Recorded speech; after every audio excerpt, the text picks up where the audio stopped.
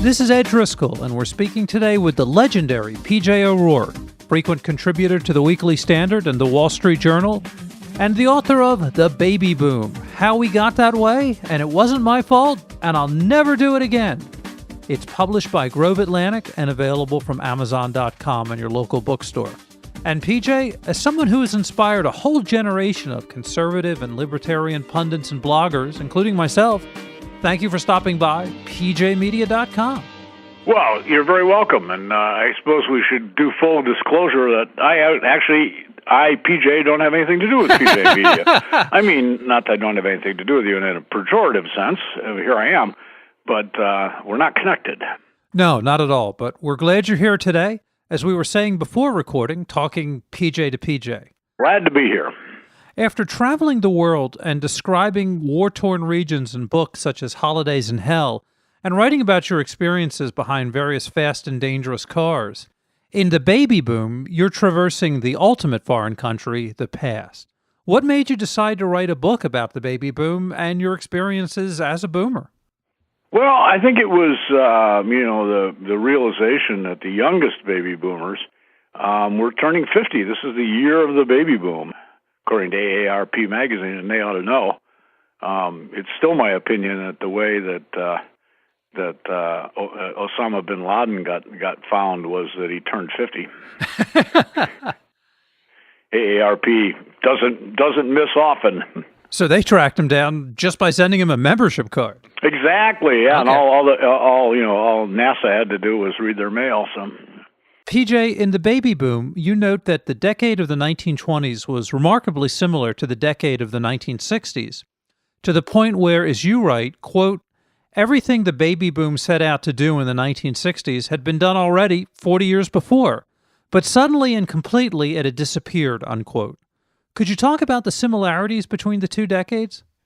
Yeah, I mean, both were, there were drugs, there was jazz, I think it was a pretty terrible movie, this latest version of The Great Gatsby, but the point that they were making by putting rap in place of jazz was a point well taken. It was girls bobbing their hair, rolling their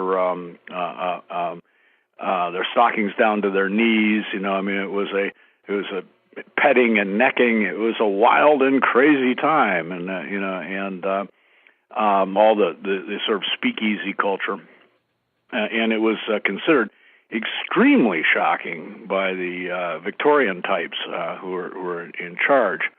But it happened in a very different world historical context. It wasn't just the Depression that put an end to the 1920s. It was the looming threat of war and totalitarian ideas, and the 20s was just this little blip of sort of post-war peace and prosperity, whereas the baby boom had a long, long run. I mean, even counting the Vietnam War, the baby boom had a long run of growth, and the destruction of these horrible ideologies, they are gone forever. And so the 20s just never got to stick around. Were the people having all the fun in the 1920s what you call in the book the idiot generation, or were they trying to recover from what the idiot generation had done to them in the previous decade? Well, I suppose you'd have to, real idiot generation would be the one that started World War I, although the Hitler types were certainly on deck, but most of the 1920s people were actually too Hemingway and was an exception, but most of them were really too young to have fought in the. They came into their 20s in the 20s. They were not quite old enough to have fought in World War I, and so they were a little bit like the baby boom in that they came after a horrible event that had basically been run by their parents. Well, between the idiot generation and the boomers, we had the so-called greatest generation, a.k.a. our parents. Right. What's your take on them? Well, I admire them tremendously. I mean, I admire them for all that they went through and all that they did. But I also admire them for basically having all the ideas that the baby boom was to put into action. Circumstance did not allow them to act on a lot of the impulses that the baby boom did. I mean, they were between the Depression and the war and the sort of like what we would now call post-traumatic stress disorder that followed the war. They ended up as a very kind of cautious generation. And yet, in that, when you look back on things like integration of schools, that was the greatest generation that did that, not the baby boom. Civil rights march, that's the greatest generation. Martin Luther King belonged to the greatest generation. A lot of the really important things that would form the 60s were actually, Timothy Leary was born in 1922, for Pete's sake. So there was a whole thing going on with the greatest generation that never had a chance to express itself because they were 40 by the time all this awful stuff was over, and maybe a little too tired to go for it. That generation gap thing was more how ticked off you can feel about somebody who's doing something that you've always wanted to do but never quite got up the nerve to do, and they're out there doing it, and how irritated you can be at them, or how irritated one can be at them, I should say. I think there's that was really what the Archie Bunker and Meathead thing was really about. You described the baby boomers in terms of high school classes, seniors, juniors, sophomores, and freshmen. How do those classes differ, and did the younger classes learn anything from their elders? Well, I was trying to figure out some way to sort. It's an enormous generation, 75 or 76 million people, just Americans, and not counting post-war baby boom elsewhere. And I was trying to figure out some way to sort them, and I thought, well, a generation that never grows up, like, let's sort them as high school class, And so I belong to the senior class, people born right after the war. While we were right at the forefront, right on the bow wave of the baby boom voyage of exploration, we were also very closely tethered behind the prior generation. We were attached to the greatest generation. And so we ended up getting dragged under the boat, getting keel-hauled, essentially, by the whole experience. And, I think the easiest illustration of that is that both Hillary Clinton and Cheech of Cheech and Chong are members of the senior class, the baby boom senior class. Then you get a somewhat different, by the time the early 50s come along, you get things have loosened up a little bit, and parents have kind of given up to a certain extent. Many of those baby boomers born in the early 50s are younger siblings of the older baby boomers, and they were actually wilder. Drugs for them weren't an experiment. Drugs were proven, and these are the real barefoot urchins from the Haight-Ashbury. Generally belong to that early 50s group, and the teeny boppers and the groupies and people like that. And eventually they found some shoes when they wandered into Silicon Valley, because that's Bill Gates and Steve Jobs' generation. And never did find their neckties, you may notice. And then you have so that's the junior baby boomers. Then you have the sophomore baby boomers, and they're like a little leery of this because they've seen the baby boom in action, and they know what works in general doesn't always work specifically when the bong sets fire to the beanbag chair. So they're like a little more cautious about this stuff. And that's the preppy handbook generation. And then you have the last generation of the last part of the baby boom generation is the freshman class. That's Barack Obama. And they just take all the stuff that happened in the, that formed the baby boom. They don't remember any of it. They don't have any visceral experience of the civil rights struggle or of the feminist sort of rebellion, of the inner city riots, of the Vietnam War. If they remember the Vietnam War at all, it's just something that was unaccountably on television all the time, like Ed McMahon. They don't really get it. And so they just think the world's always been this way. And, of course, for them, it always has. And so they, I don't know, I think they're the weakest link in the baby boom.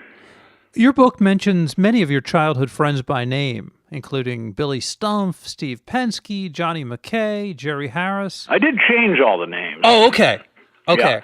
Yeah, I actually, this is like not a memoir because I made no, what I was trying to do here was use my memory, the memories that I had that I felt corresponded to the memories that most people from my generation had. So I would do, I was quite dishonest about all this, which I admit right up front, and is that I combined various people, and because I was trying to create types that we would all recognize, you know. Because a real memoir is about how different I am from you, you know. And I was trying to write a kind of memoir about how we were all the same, you know. So I was looking for sameness, and I'm pretty accurate. Those are pretty much individual real kids when I'm talking about when we're very young, but by the time I get to high school, I have to start, you know, by then you know too many people, so I have to start throwing some characters together in order to create, you know, in order to keep from having too large a cast. Well, looking back on your earlier memories, does hashish and dynamite mix? No, no, it does not. No, when you're fooling around with explosives, it's important to have like an acute sense of time, because once you light the fuse, you've only got a certain amount of time to get out of the way. And I don't think we've got the time or the space to explain that whole story, but let's just say that you may think you're really, really far away when you put some explosives out, strictly for decorative purposes, mind you. This didn't have anything to do with politics. And you may think it's taking a really, really long time for the fuse to burn down, but you could be surprised.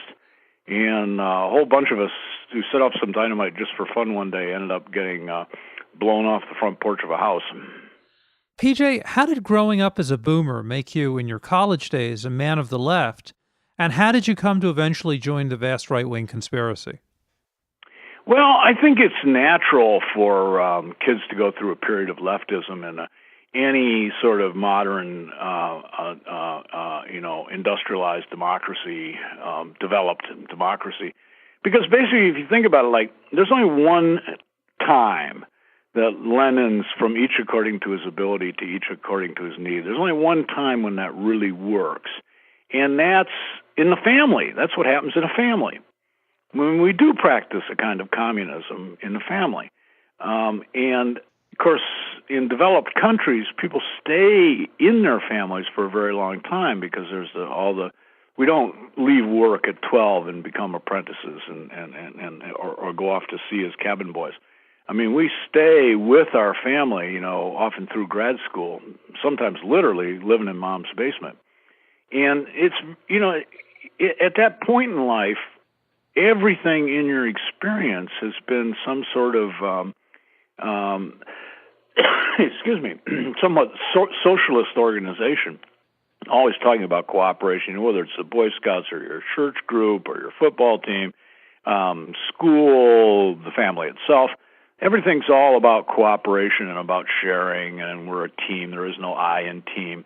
And, you know, kids don't really think that they don't understand the idea of property, really, because property for them is like an iPhone, you know. They don't understand that you might actually own something and that it might be yours and that you might be sort of offended if somebody just, like, took it from you. So I think it's kind of natural for kids to go through a leftist stage. And then I think it's also natural, I wish it were as inevitable, but I think it is also natural for them to recover from it. The left have been waging war on suburbia even before Malvina Reynolds wrote Little Houses of Ticky-Tacky for the recently deceased Pete Seeger. What on earth did the people living in the suburbs ever do to make the left hate them so? I guess what they did was anything they wanted. You know, there is it isn't called collectivism for nothing. We're all supposed to march in lockstep. And I think, you know, the suburbia, and it's interesting that they chose to attack it, that for its conformity. That was always the line. Keeping up with the Joneses, it's all conformist and so on. I mean, the fact of the matter is that if you give people freedom, it turns out quite a lot of them do want to do the same thing. I mean, they want to have a comfortable house, they want to have a nice car, they want to have like space for their children and good schools. And humans aren't that different. And you can give humans tremendous liberty, and they don't all turn into Picassos, And they just turn into normal people wanting to do normal things. And this was like offended the left on two grounds. One is the freedom that these people had, and it was deeply offensive to the left. And the other thing was that there's always been this leftist myth going back to the Communist Manifesto that if people are relieved from the burdens of capitalism, that they will flower, and that each kid who sits down into the piano will turn into a Mozart, and of course that doesn't happen. I mean, folks are just folks. Of course, one of the reasons why the suburbs exist is the automobile. At the dawn of the Obama era, you wrote what was basically the death knell for the American automobile in the Wall Street Journal. Will we ever see the return of the car culture of the past, and how was it destroyed? Well, no, I don't think we will see it. I mean, I think it's destroyed by a couple things. First place, it was destroyed by crowding. I mean, traffic's terrible, let's face it. The whole suburban idea was based upon a much lighter degree of traffic. And trouble is, traffic is no longer directional. I mean, traffic used to be a sort of breathing and in and out. People would go downtown to work, people would come back home at night. And you could kind of design roads for that. But now that people both live and work in the suburbs, and like person A is going clockwise and person B is going counterclockwise, Washington, which has a circular beltway, hence inside the beltway, Washington rush hour, morning and night, it is absolutely jammed in both directions. Go figure. And that's because people aren't actually going downtown to work. They're going around to work over in Virginia, or they're coming back, or they live in Virginia, going around to work in Maryland. And so that takes a lot of fun. The crowding takes a lot of fun out of the car culture. And the other thing is that cars are becoming so incomprehensible between all the safety features required and all the electronic features provided and all the mechanical complication necessary to cut down on pollution and improve fuel economy that you can't tinker with them anymore. I mean, I popped the hood. I've got a Chevy Suburban, and I popped the hood on that. I don't know what anything is in there. Over a decade ago, you wrote that, quote, "The Founding Fathers, in their wisdom, devised a method by which our republic can take 100 of its most prominent numbskulls and keep them out of the private sector where they might do actual harm," unquote. However, we've recently had a massive containment breach in the U.S. Senate between Barack Obama, Joe Biden, John Kerry, Chuck Hagel, and Hillary Clinton, not to mention Harry Reid threatening a containment breach of his own by declaring the nuclear option. PJ, how did so many of these numbskulls break out of the rubber room? Yeah, it really is. It's a good question. I wish I had an answer to it. Yeah, we seem to. But, when as politics becomes more pervasive in ordinary life, politicians, of course, take on an importance that they don't deserve, especially this generation of politicians. I mean, one of the things that I like about the baby boom is although our politics have been all over the map, which I really don't understand because I would have thought we would turn out to be libertarian. But we didn't. While we have certain libertarian instincts, we did not turn out to be politically libertarian. And then, in fact, if you look at the three baby boom presidents we've had so far, George W. and Bill Clinton and Barack Obama, you map out their positions, and you'd have to go to Pyongyang to get outside that zone. So baby boom has, but we're not in the end. The best and the brightest baby boomers did not wind up in Washington. They went to Goldman Sachs. And it's really a sort of second-rate part of the generation that wound up in Washington. But we've allowed the political machinery to get so big that politicians become important in spite of themselves. As we mentioned before, many of your earlier books were travelogues, such as Holidays in Hell. During your many travails, you must have heard plenty from the people you've interviewed regarding what the rest of the world thinks about American boomers. Well, I think the rest of the world has got like a a very simple love-hate attitude toward America. You know, they hate us so much they all want to move here. is what it comes down to. I mean, this is a joke. I was covering the Marcos overthrow in the Philippines a million years ago. And it was a standing joke that people would come out and they'd spend a certain amount of time demonstrating in front of the American embassy and then go around to the back to get in the visa line. You know, and the thing is that America, the place, America, the people, baby boomers included, irritate a lot of the world just because we're so big and we're so powerful. And come on, you know, we are kind of loud and annoying at times. But America, the idea, and this is really much more important, the idea of America, the idea that people can be who they want to be, do what they want to do, that that there's a place where there's liberty and opportunity, is immensely attractive to practically everyone in the world. PJ, last question. One of the warnings from a parliament of whores from the late 1980s is that, quote, every government is a parliament of whores. The trouble is, in a democracy, the whores are us, unquote. Where do you see America headed after 8 years of the Obama administration? Well, I mean, we're headed toward, a great deal more expense and complication and bureaucracy. And unfortunately, I think that we're probably headed into a situation with entitlement programs so vastly out of control and revenue so ill-matched to expenditure that we're going to wind up having to have our own Margaret Thatcher. I mean, we're going to have some sort of crisis. Maybe it'll be a Greece-like crisis, or maybe it'll be like a Thatcher's England crisis. But it's not going to be pretty when it happens. I think we'll endure it, and I think we'll get through it fine. I think we'll probably return to some better thinking about politics after it. But there's no doubt it's going to be extremely painful when it happens. PJ, if that's the case, we'll be relying on you to help us laugh away our sorrows.